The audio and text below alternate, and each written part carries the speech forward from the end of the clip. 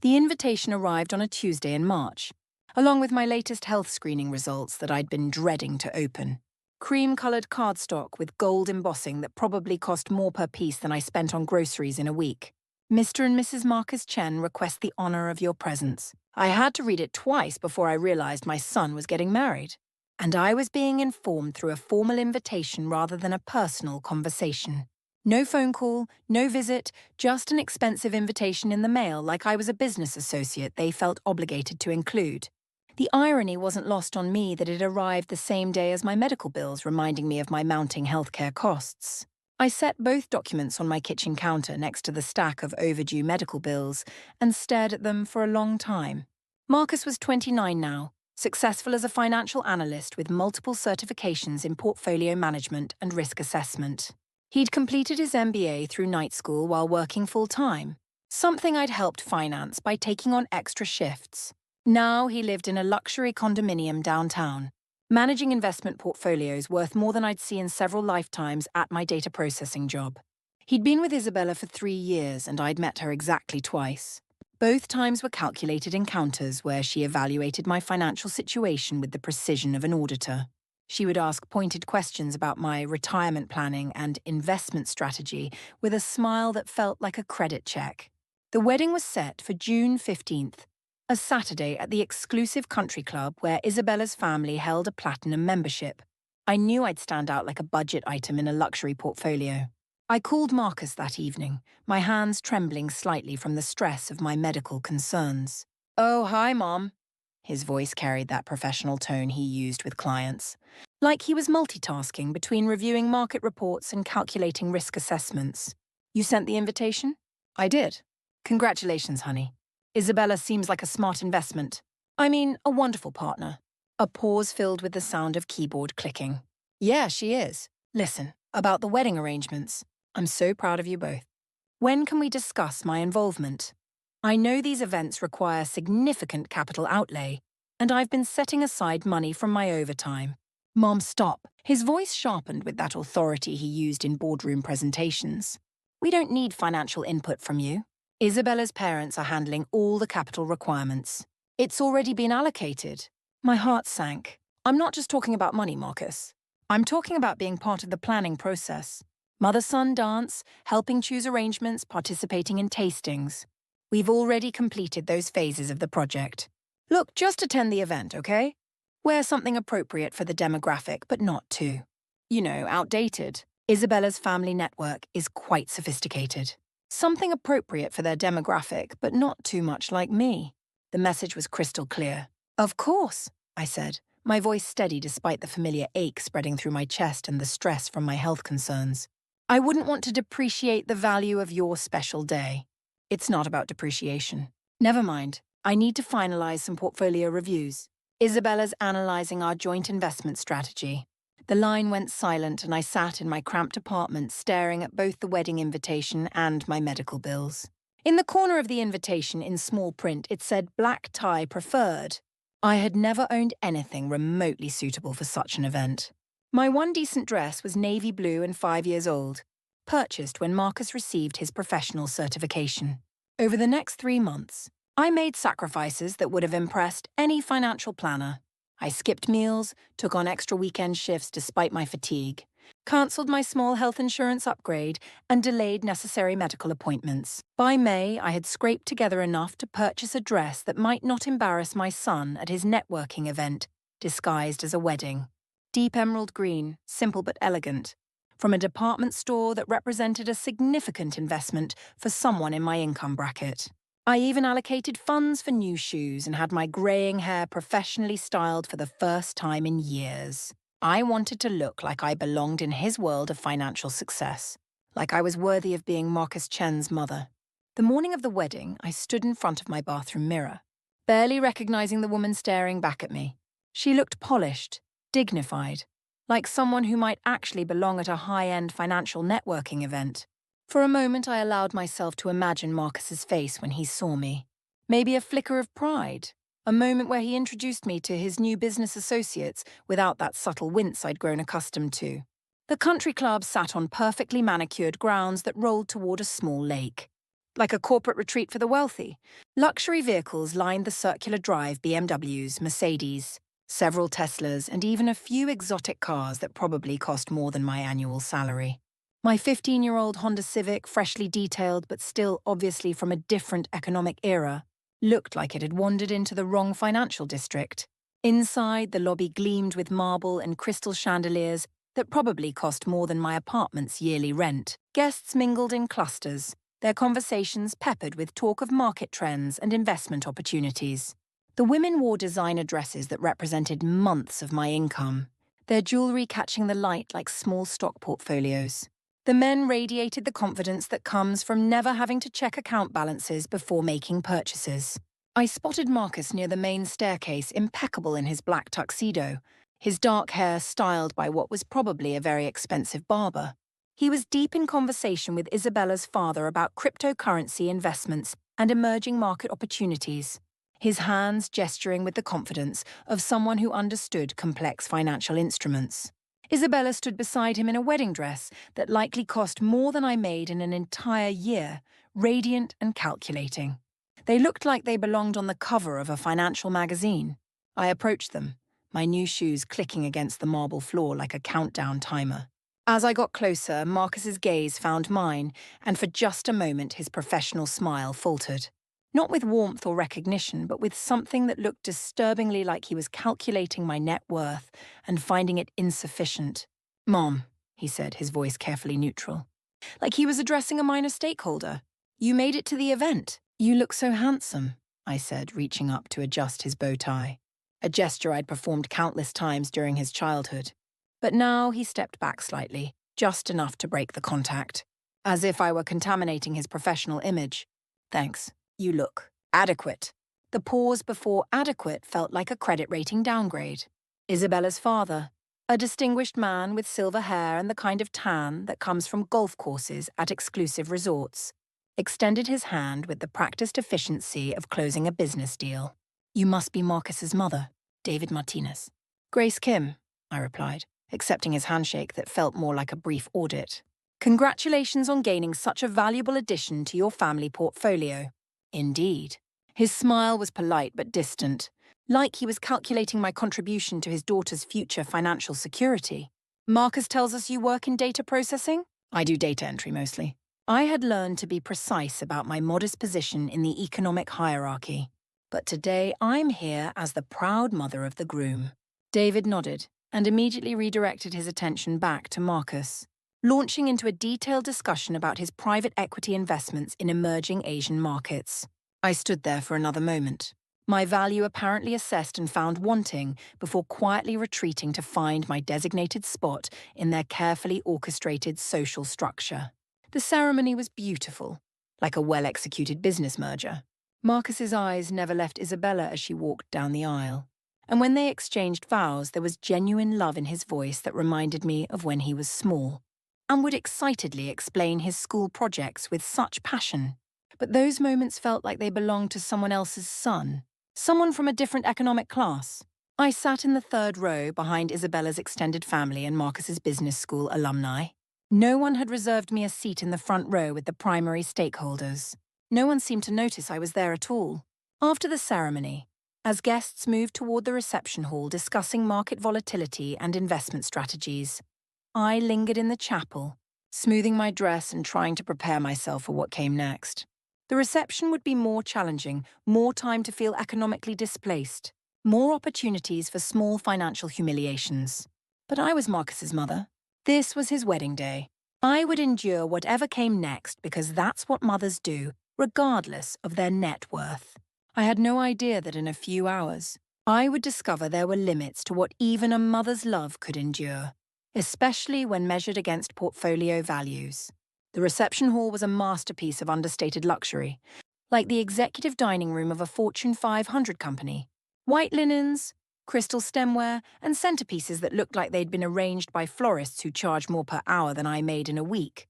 Round tables for 8 dotted the room, each one a carefully calculated ecosystem of social and economic hierarchy. I found my name card at table 7, strategically positioned in the back corner near the kitchen doors, like a low-performing asset hidden from view. The other seats were occupied by what appeared to be Isabella's distant relatives and family friends who clearly didn't make the cut for the premium tables. An elderly aunt with outdated jewellery, a couple who looked uncomfortable in their obviously rented formal wear, and several empty chairs that suggested even the least important guests hadn't bothered to show up. At table 1, directly in front of the head table where Marcus and Isabella would hold court, were the primary stakeholders, the Martinez family and their closest business associates. Table 2 housed Marcus's MBA classmates and their high-earning spouses. Table 3 was reserved for Isabella's sorority sisters, who now worked at prestigious consulting firms. I observed the careful choreography of wealth and connections, understanding exactly where I ranked in my son's new economic ecosystem. "Excuse me, are you Marcus's mother?" The voice belonged to a woman in her 60s with kind eyes and an apologetic expression. "I'm Elena, Isabella's great-aunt. I was hoping to sit with someone who actually knows the groom personally rather than professionally." "Grace," I replied, grateful for any friendly face in this sea of financial networking. "Please join me." As we settled in, Elena leaned closer, her voice dropping to a confidential whisper. "Between you and me, I feel completely out of my depth here. All this talk about portfolios and market performance," she gestured at the opulence around us. "It's impressive, but it feels more like a business conference than a wedding celebration." "It's Marcus's special day," I said automatically, though I was beginning to wonder if this was more about expanding his professional network than celebrating love. That's what matters. The cocktail hour stretched on, and I watched my son work the room like a seasoned investment advisor at a client appreciation event. He moved from table to table, discussing cryptocurrency trends, sharing insights about sustainable investing, networking with the precision of someone building a client base.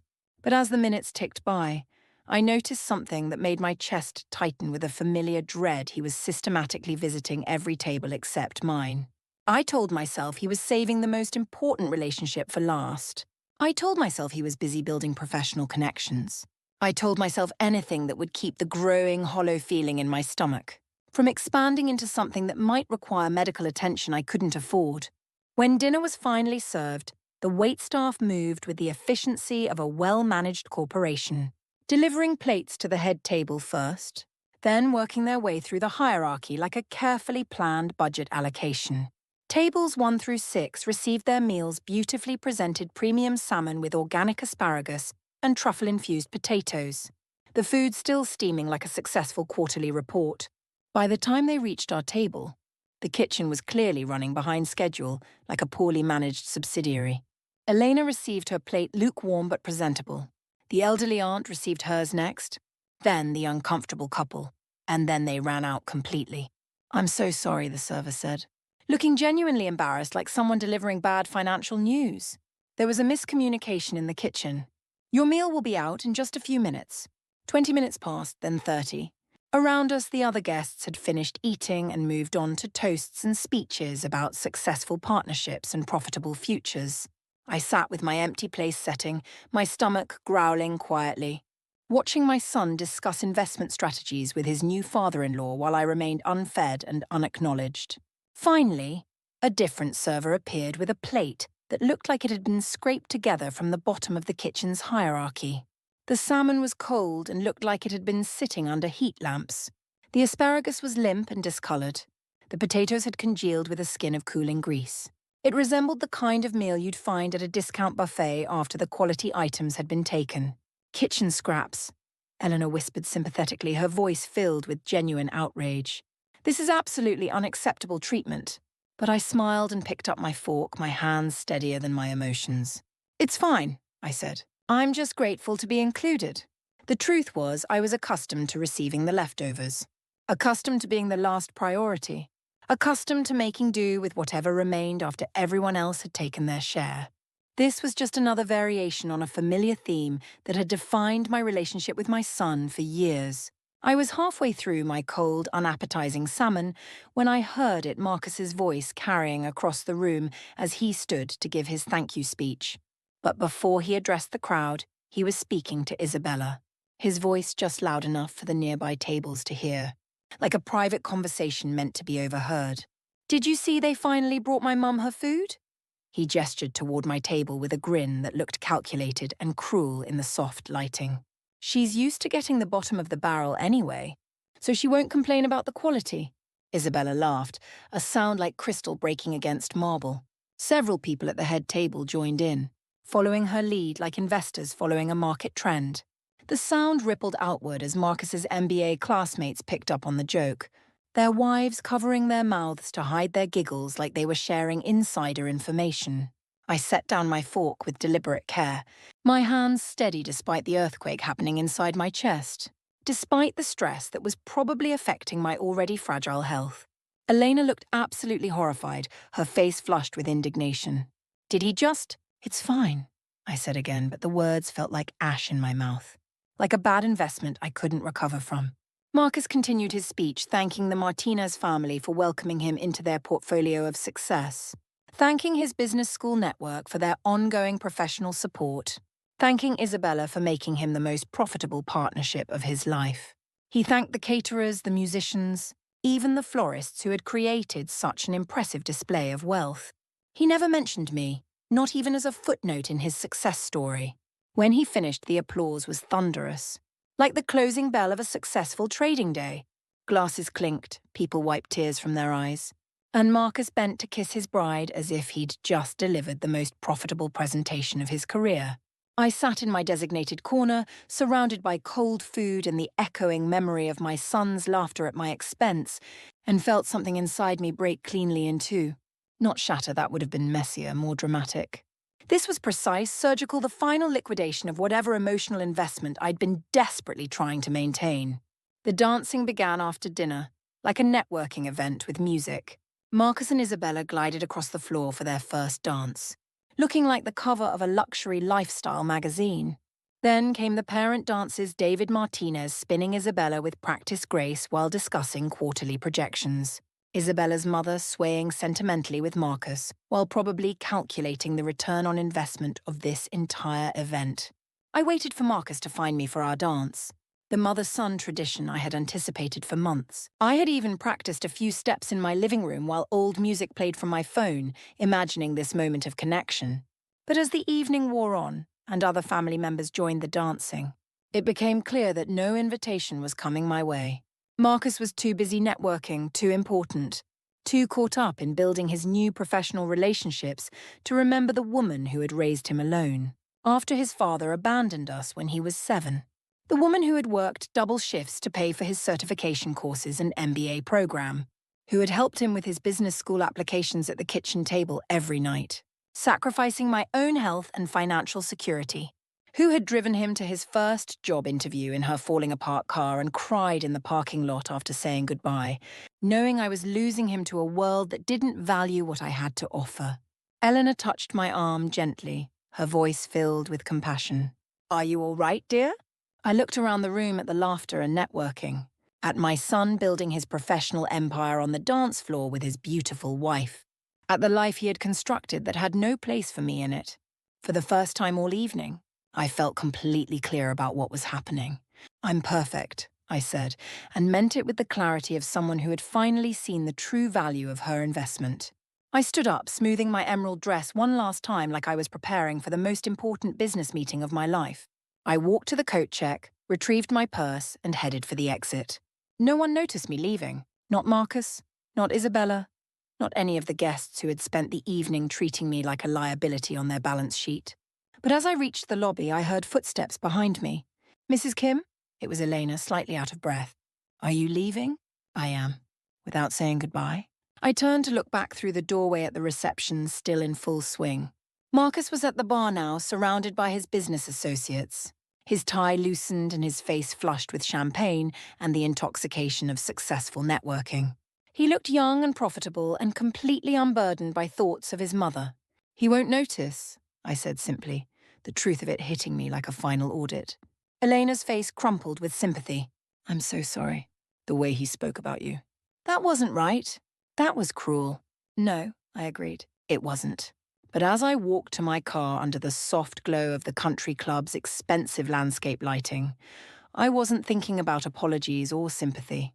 I was thinking about the email I would compose when I got home, The one that would arrive in Marcus's inbox tomorrow morning while he was still recovering from his networking hangover. The one that would change everything and rebalance our financial relationship permanently. I drove home in complete silence. No radio, no thoughts, just the steady rhythm of my heartbeat and the white lines disappearing under my headlights. The woman who had entered that country club 6 hours ago. Hopeful, nervous, still believing in the possibility of emotional return on investment, was gone. In her place sat someone I was just beginning to meet. Someone who was finally ready to calculate her own worth. My apartment felt different when I walked in. Smaller but also cleaner somehow, stripped of illusions about family loyalty and unconditional love. I hung my emerald dress in the closet next to my work clothes and changed into jeans and a t-shirt. Then I sat at my kitchen table with my laptop and began to compose the most important financial communication of my life. I didn't write it in anger. Anger would have been messy, emotional, easy to dismiss as an irrational reaction. Instead, I wrote it with the precision of someone who had finally stopped pretending that love could exist without respect, that family bonds could survive without mutual investment. Marcus, I'm writing this while your wedding day is still fresh in my memory, though I suspect the details that matter to me are different from the ones you'll remember. I want to thank you for the clarity you provided tonight. Your comment about me being used to getting the bottom of the barrel was illuminating, not because it was cruel, though it was, but because it was honest. For the first time in years, you told me exactly what you think of my value. You're right. I have spent most of my adult life accepting the bottom of the barrel. Bottom-tier attention after you'd given your prime time to networking events and business meetings. Bottom-tier consideration after everyone more profitable had been tended to. Bottom-tier respect after everyone else's needs had been calculated and met. I accepted this because I believed that's what maternal love looked like. That being your mother meant being grateful for whatever scraps of acknowledgement you chose to allocate my way. But tonight, watching you laugh while I sat with my cold dinner, I realized something important I taught you to treat me like a worthless asset. Every time I accepted less than basic human decency, I was demonstrating that I believed I deserved less than basic human decency. I won't be making that mistake anymore. Effective immediately, I am withdrawing from all financial support I have been providing. This includes the $500 monthly deposits I've been making to your investment account since you graduated business school. You thought those came from your trust fund, but there is no trust fund. It was me working overtime and skipping meals so you could build your portfolio. I will also be discontinuing the life insurance policy that names you as beneficiary. The policy I've maintained for 12 years, paying premiums that often meant I had to choose between groceries and gas. I am cancelling the credit card I opened for your emergencies, the one you've used 17 times in the past 2 years for everything from professional development courses to vacation deposits, always with promises to pay me back that somehow never materialized. Most importantly, I am selling the house. Yes, Marcus, I own the house where you grew up, the house you assume will someday be part of your inheritance portfolio. I never told you this because I wanted you to succeed on your own merits. Not because you were waiting for an asset transfer. The house is worth approximately $340,000 in today's market. I plan to liquidate this asset within the next 6 months. I will be using that capital to travel, to live, to finally experience some of the things I postponed while I was busy being invisible in your life. You asked me once why I never remarried after your father left. The truth is, I was so busy being your mother that I forgot to be anything else.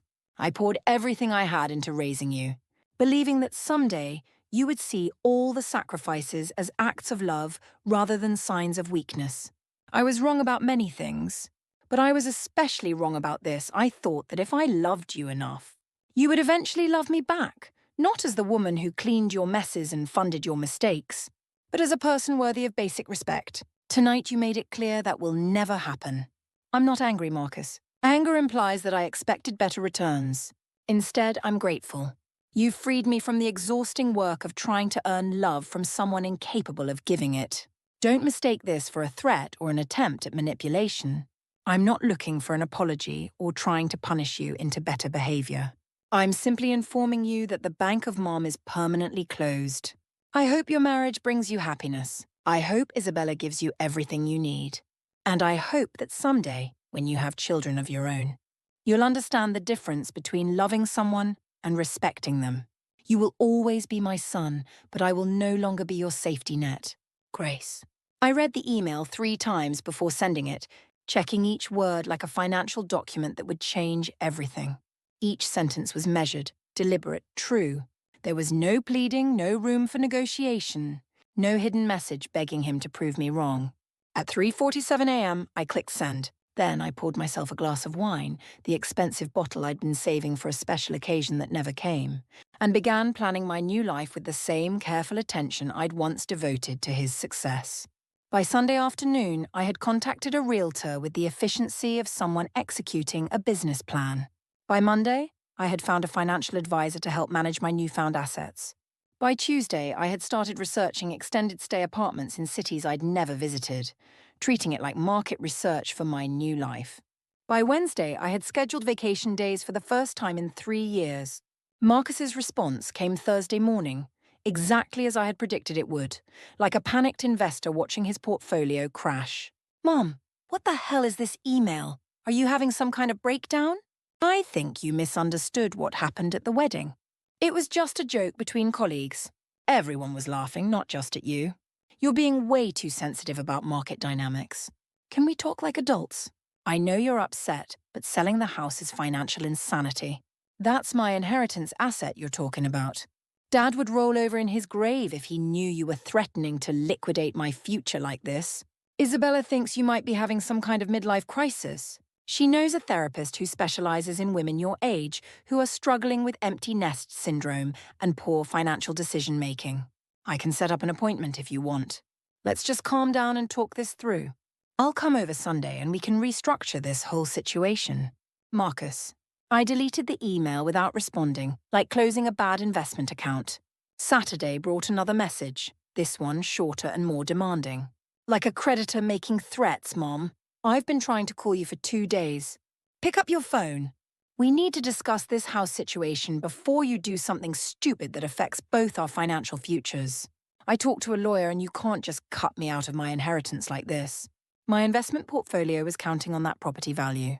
Call me back. I had changed my phone number on Friday, like switching banks. Sunday's email was different in tone. Like a desperate attempt at damage control, Grace, I'm sorry for what I said at the wedding.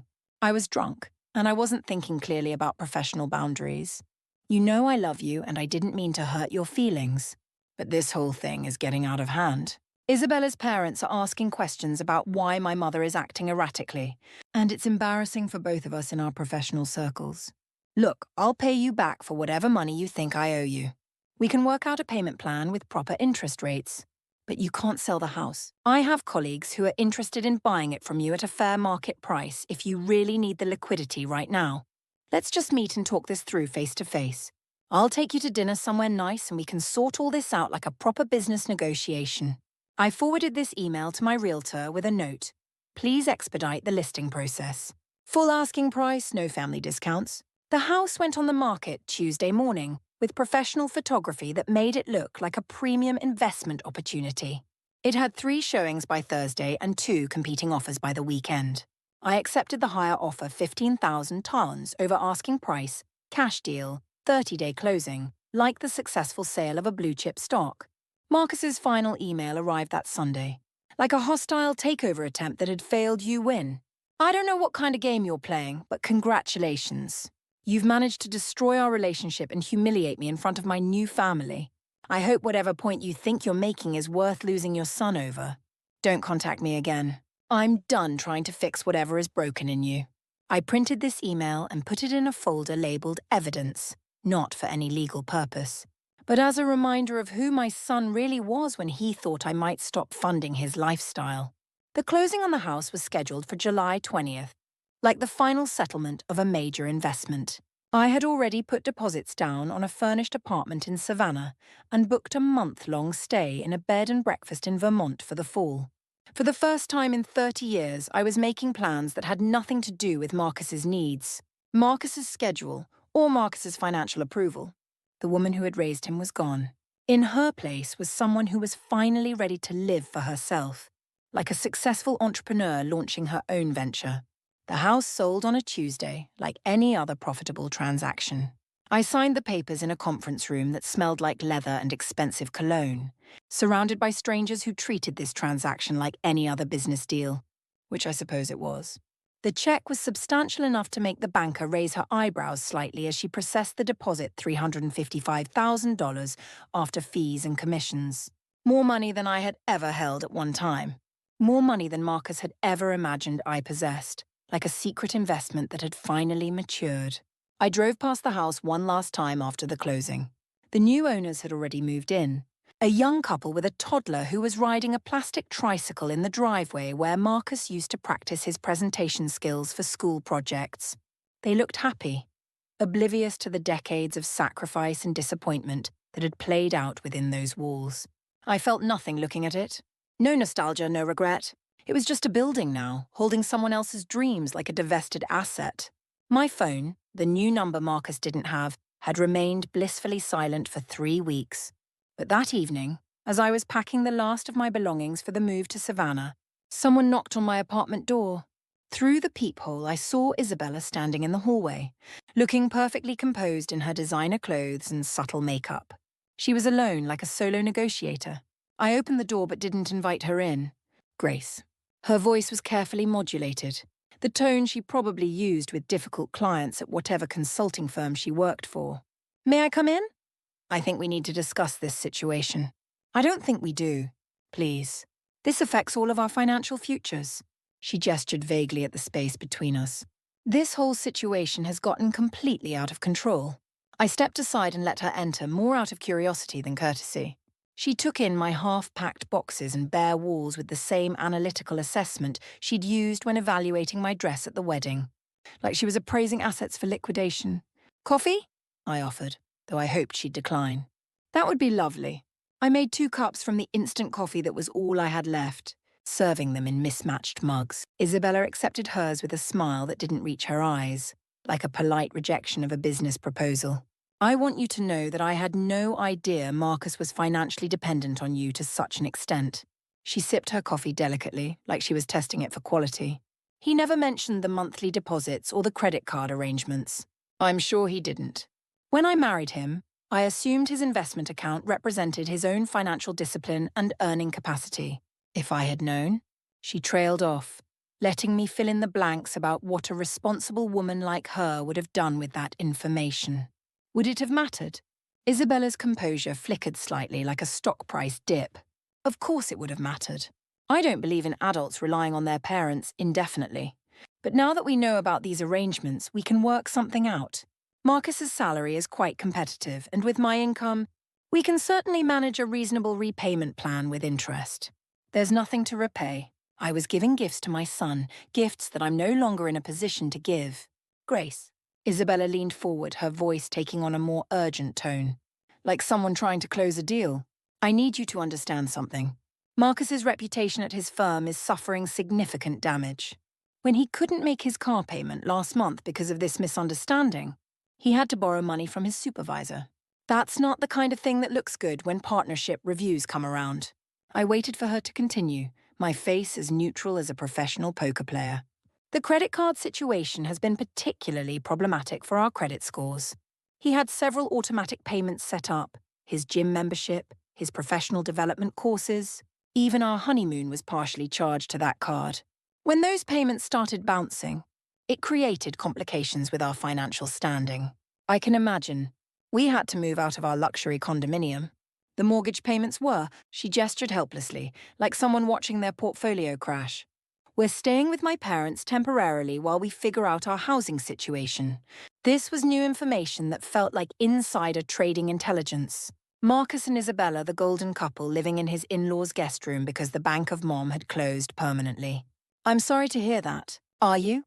For the first time, Isabella's mask slipped completely like a failed merger announcement. Because honestly, Grace, I don't think you are. I think you're enjoying watching our financial situation deteriorate. I considered her words carefully. Was I enjoying it? Marcus's financial scrambling, his damaged professional reputation, his wounded pride? I'm not enjoying his difficulties, I said finally. But I'm not responsible for them either. Marcus is 29 years old. If he can't manage his finances without his mother's secret subsidies, That's a structural problem he created. He's 29, Isabella corrected sharply. No, Isabella. He's 29 in years lived, but he's never had to be financially independent because I kept solving his problems before he even knew he had them. I did him no favors by making his life so easy that he forgot how to stand on his own economic foundation. Isabella set down her coffee cup with a sharp clink, like a gavel ending a negotiation. So this is some kind of lesson, tough love through financial manipulation. This is me stepping aside and letting him experience the natural consequences of his choices. And what about the house? That's not a natural consequence. That's vindictive liquidation. I looked at this perfectly groomed woman who had married my son for love, but stayed married to him because she thought he came with financial security she hadn't had to provide herself. The house was mine to sell. I earned it, I paid for it, I maintained it. Marcus assumed it would someday be his. But assumptions aren't binding contracts. But surely. Isabella stood up, signaling that this conversation was over. Like a failed business meeting. Marcus made his position clear at your wedding. You're used to getting the bottom of the barrel. Well, I've decided I'm not hungry for scraps anymore. She stared at me for a long moment, and I could see her recalibrating, trying to find an angle that might work where direct appeal had failed, like a desperate salesperson. What if Marcus apologized? Really apologized? Would that make a difference in your decision? No. What if we invited you to dinner? Made sure you felt included in our lives going forward? No. Then what do you want? The question came out as almost a shout, her composure finally cracking completely like a market crash. What would it take for you to stop punishing him financially? I'm not punishing him, Isabella. I'm just not rescuing him anymore. There's a difference. She gathered her purse and stood, her movements sharp with frustration, like someone leaving a failed negotiation. You know what I think?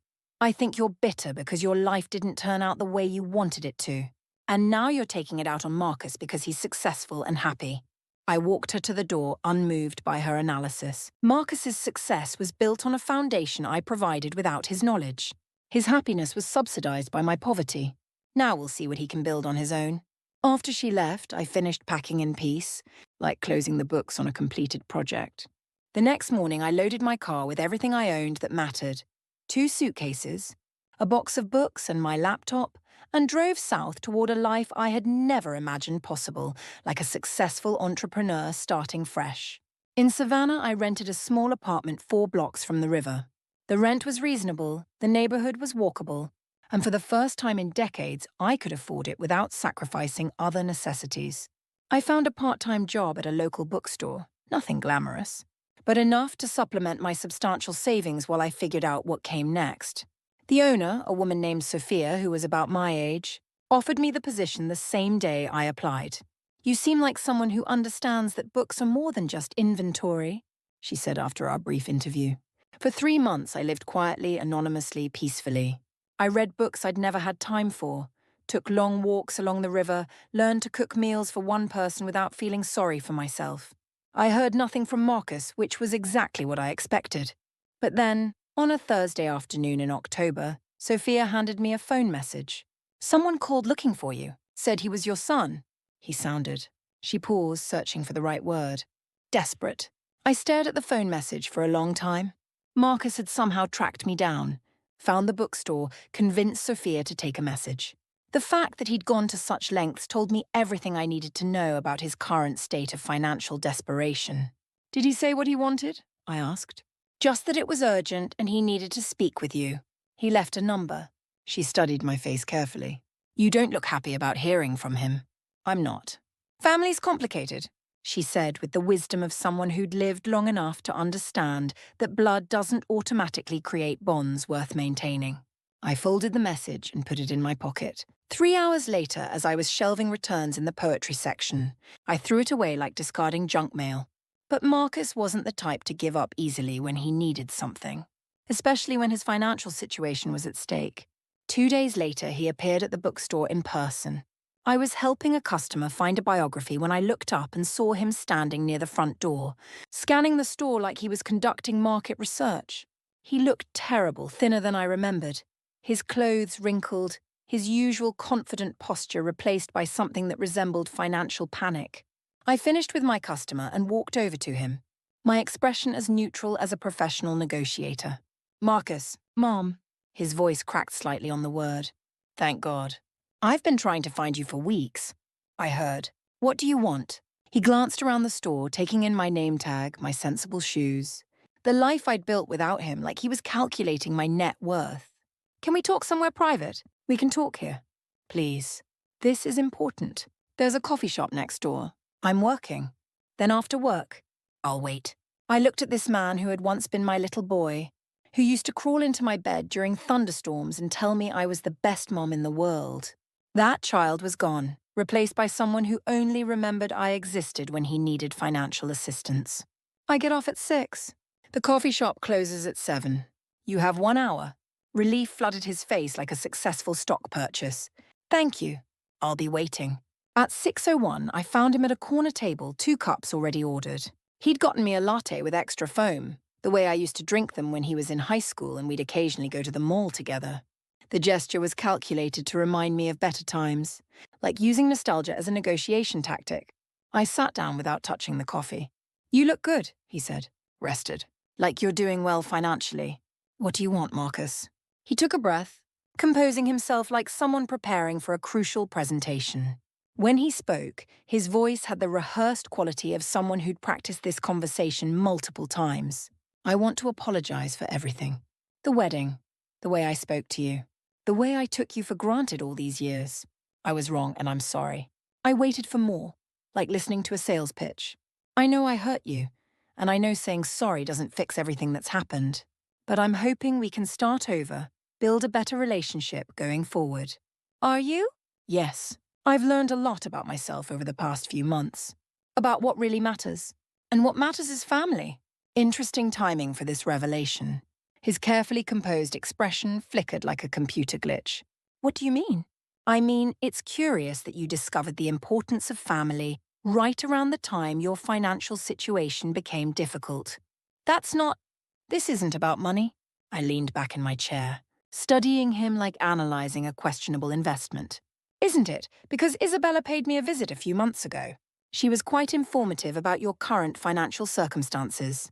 Marcus's face flushed like a failed stock trade. Isabella had no right to involve you in our problems. So you admit you have problems? Everyone has problems, Mom. That's not... Look, I know what you're thinking, but this isn't about the money.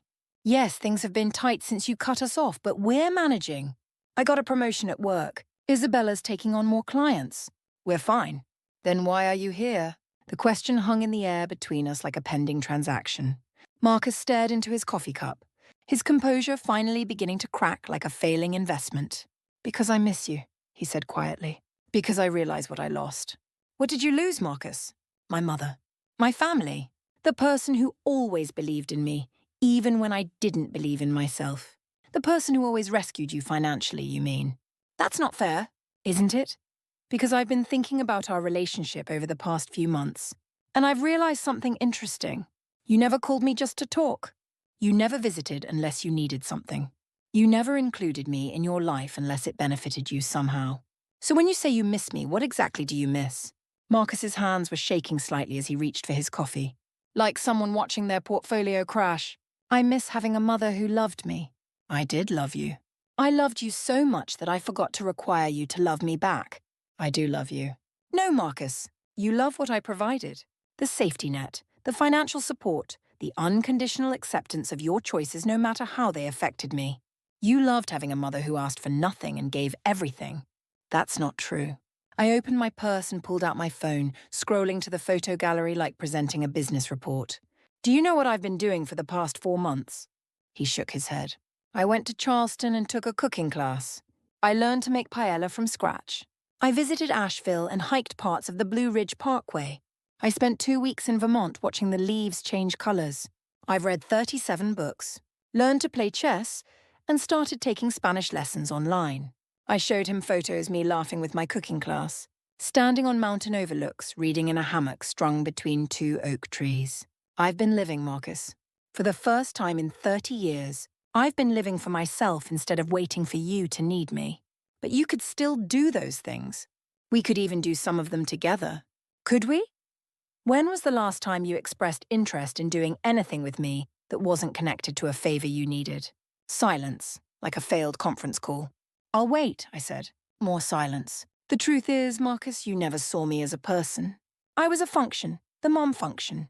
And when that function became inconvenient or embarrassing, you made jokes about it at your wedding reception. I was drunk. I didn't mean. You meant every word. Drunk people don't lie, Marcus. They just stop editing their thoughts before they speak them. He was crying now, tears sliding down his cheeks as the full weight of what he'd lost began to settle on him like a collapsing market. But I felt nothing. No urge to comfort him, no maternal instinct to make it better. What can I do? He whispered. Tell me what I can do to fix this. Nothing. There has to be something. Some way to earn your forgiveness. I'm not angry enough to need to forgive you, Marcus. Forgiveness implies that I'm holding on to hurt, waiting for you to heal it. But I'm not hurt anymore. I'm free.